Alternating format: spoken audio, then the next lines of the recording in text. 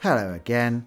So there has been a rather exciting development of late. Recently, I have come into the possession of this, some very much needed coveted space in my life, and just like the old adage says, when life hands you 4 walls and a roof, you gotta build a Lego room. So not wanting to prove the old saying wrong, that's exactly what I've decided to do, and I am super excited to share my journey with you. I have been collecting, trading and selling Lego for about 15 years now, and for ages now all I've wanted is a place where I could display my collection and show it off. And now the time has come where I'm finally in a position to be able to do that. As most of you know, I can't have any natural light as it is very hazardous to the colouring of the Lego bricks, mainly the white and light grey. So I have opted for plenty of downlights in the ceiling, and then if needed I have all 4 corners wired to house some double plug sockets, just in case I need even more light or I want to power something. At the moment I know I want the room mostly white, but I do want some sort of colour on the wall as well to add some character. I'm thinking maybe an orange or a grey, but I'm not quite sure, and I have some ideas for the room layout, but I think I might have a much better idea once there's a bit of paint on the walls. So, less chatting, more cracking. So it's been 3 days now and I am tired of applying the many coats of white paint, but I think it's really starting to pay off. Slowly I'm beginning to picture where I want the tables to go in my head, and I have decided I probably will paint the wall closest to the window, either a medium grey or perhaps a dark grey. I definitely want some bolt-free shelving though, and I've stumbled across some white ones on the internet, which seem to be quite a rarity, and I reckon the white shelving against a grey colour backdrop will look very cool and contemporary, especially when you display a colourful Lego set in front of it. Well, it's been a few more days and I've decided to go with the darkest of the 2 grey options, and I absolutely love it. The more I see it, the more I'm convinced I have made the right choice, and I think even the cat approves, since she's now adamant she's never leaving. Trust me, she just won't go. I still need the electrics done, but the electrician has been waylaid until the end of the week, so I think I'm going to have to make a start on the floor instead. I've chosen carpet tiles as they are very reasonably priced, and I'm sure laying them is even a job that I can do. Also, I'm hoping since they are bitumen backed and made of a hard wearing material, they may even help reduce the amount of echo in the room, which hard flooring may only exacerbate. So while I wait for the electrician, I'm going to go ahead and lay the floor. Well, that didn't take too long, only a few hours in fact, and I am absolutely blown away with how good the floor has turned out. And once again, so is the cat.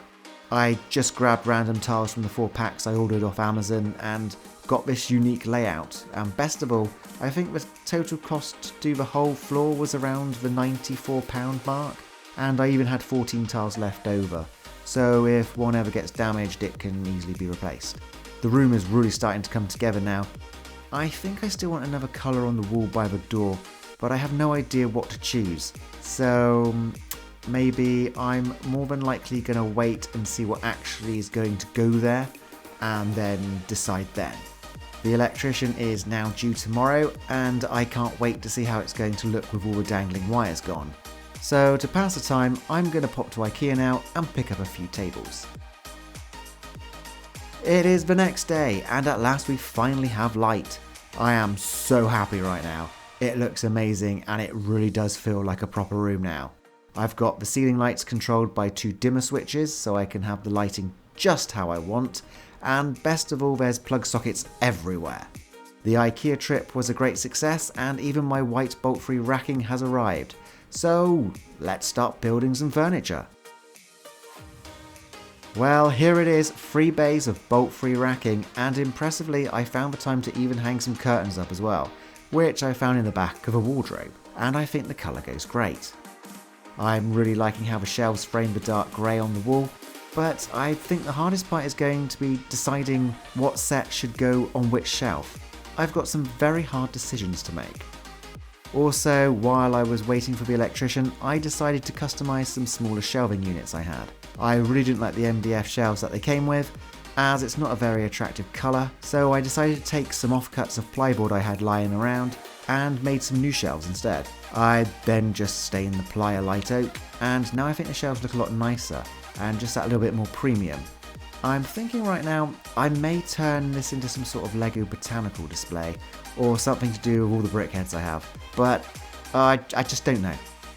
Okay, so some of the tables are now in, and this is going to be the start of my Lego city. If you have seen my Modular Madness videos that I had to film on the kitchen table, you will be well aware that I have quite a few modular buildings in my possession, so my city is going to get fairly big fairly quick.